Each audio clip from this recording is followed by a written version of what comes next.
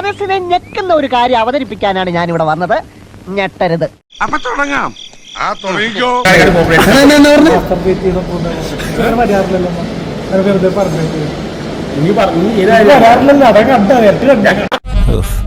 ഒരു മാറ്റവും ഇല്ലല്ലോ. ഇയാൾ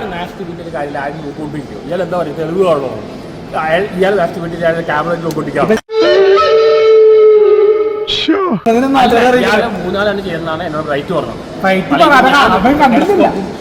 എനിക്കൊരു തുള്ളി പോലും മര്യാദക്ക് പോകൂല സാർ. എനിക്കൊരു തുള്ളി പോലും മര്യാദക്ക് പോകൂല സാർ.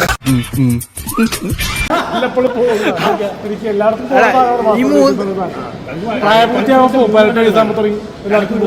ഇത്രയും വലിയ ഗതികെട്ടവൻ ഈ ലോകത്ത് വേറെ ആരെങ്കിലും ഉണ്ടാവും എന്റെ കർത്താവ്. ബ്രൈറ്റ് പറഞ്ഞത് ഇയാള് ഈ ബ്രൈറ്റ് പറഞ്ഞ വിശ്വസിക്കുന്നത് ഡയറക്റ്റ് അടിച്ച് ചോദിച്ചൂടെ, ഞങ്ങള് സുഹൃത്തുക്കളല്ലേ? പക്ഷെ വേറൊരു കാര്യമുണ്ട്, പറയട്ടെ. ഫോട്ടോ എടുത്തിട്ട് വീട്ടിൽ നിന്നിട്ട് രാത്രി മറ്റുവേണ്ടിയാണ് ശിശുപാലൻ ചേട്ടാ, എനിക്കൊരു സോഡ വാങ്ങിച്ചോണ്ടോ. ഉപ്പിടണം കുറച്ച്. പെരേരയ്ക്ക് ഫുഡ്, സെക്സ്, ഇങ്ങനത്തെ കാര്യങ്ങൾ ഭയങ്കര ആക്രാന്തമാണ്. അലിൻ ജോസ് പെരേര ആറട്ടണത് നിങ്ങളൊക്കെ ഗേ ആണെന്ന് ആരെങ്കിലും പറഞ്ഞു? പറഞ്ഞു, കമന്റ് ബോക്സിൽ പറഞ്ഞിരുന്നു. തിയേറ്ററുകളിൽ എന്തുകൊണ്ടാണ് നിങ്ങളെ കയറ്റാത്തതെന്ന് എപ്പോഴെങ്കിലും ചിന്തിച്ചിട്ടുണ്ടോ? ഒരു ചെറിയ സന്തോഷ വാർത്ത പറയട്ടെ.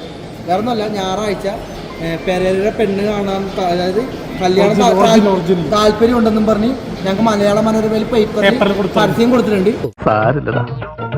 നീ എവിടെ പരിപാടി അവതരിപ്പിച്ചാലും ഇത് തന്നെയാണല്ലോ അതിന്റെ വിധി. ഇത്രക്ക് ദാരിദ്ര്യമാണ് അലൻ ജോസിന് പെണ്ണ് കിട്ടാൻ വേണ്ടിട്ട് മലയാള മനോരമയില് പരസ്യം ചെയ്യേണ്ട.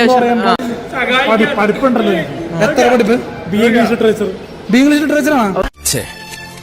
ഒരാവേശത്തിലെടുത്ത് ചാടി വേണ്ടായിരുന്നു അല്ലേ? വിട്ടവളി ആന പിടിച്ചാ കിട്ടൂ. കളറ് മാത്രം പ്രശ്നമാണ്. വെളുത്ത പെണ്ണിനാണോ? ഫൈനലായിട്ട് ഞാനൊരു കാര്യം ചോദിക്കട്ടെ, ശരിക്കും നിങ്ങൾക്കാണോ പ്രേക്ഷകർ പറയുന്ന പോലെ വട്ട്, അതോ നിങ്ങളെ കാണുന്ന പ്രേക്ഷകർക്കാണോ വട്ട്? എല്ലാവർക്കും സന്തോഷമായല്ലോ. എനിക്ക് സന്തോഷമായി. എല്ലാവർക്കും പിരിഞ്ഞു പോവാം. എന്നാ ഞങ്ങൾ അങ്ങ് ഇറങ്ങട്ടെ. ആയിക്കോട്ടെ, സന്തോഷായി. ഞാൻ പോകുന്നു. Bye bye.